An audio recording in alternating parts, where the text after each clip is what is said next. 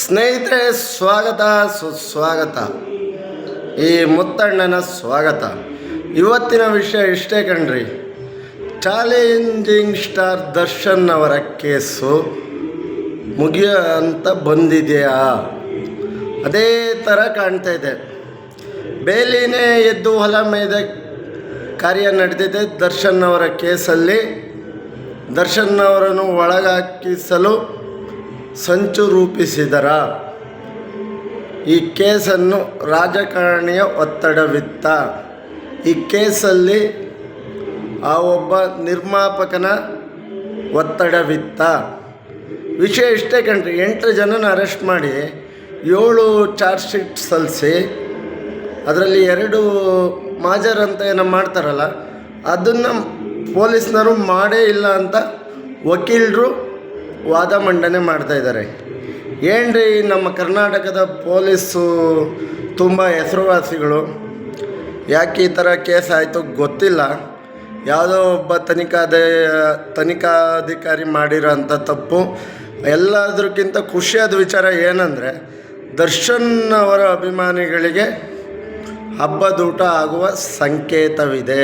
ವಕೀಲರೊಬ್ಬರು ಒಂದು ಸಂದರ್ಶನ ಕೊಡ್ತಾ ಹೇಳಿದ್ದಾರೆ, ಈ ಥರ ಅರೆಸ್ಟ್ ಮಾಡಿ ಚಾರ್ಜ್ ಶೀಟ್ ಸಲ್ಲಿಸಿ ಫೈಲು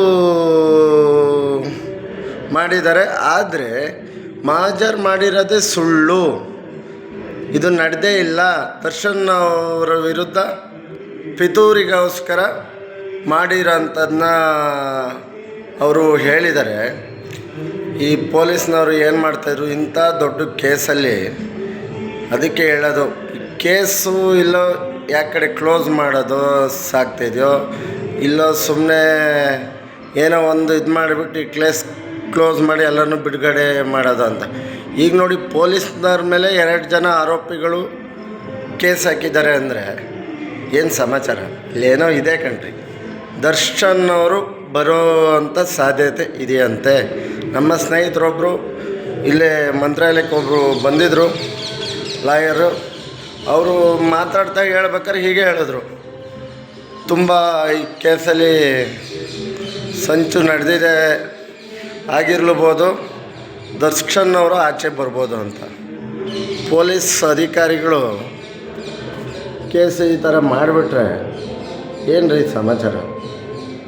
ಒಂದು ತನಿಖೆ ಚೆನ್ನಾಗಿ ತಗೋಗಿ ಬರಲಿ, ಇಷ್ಟು ಓದಿ ಬರೆದು ಮಾಡಿರ್ತಾರೆ.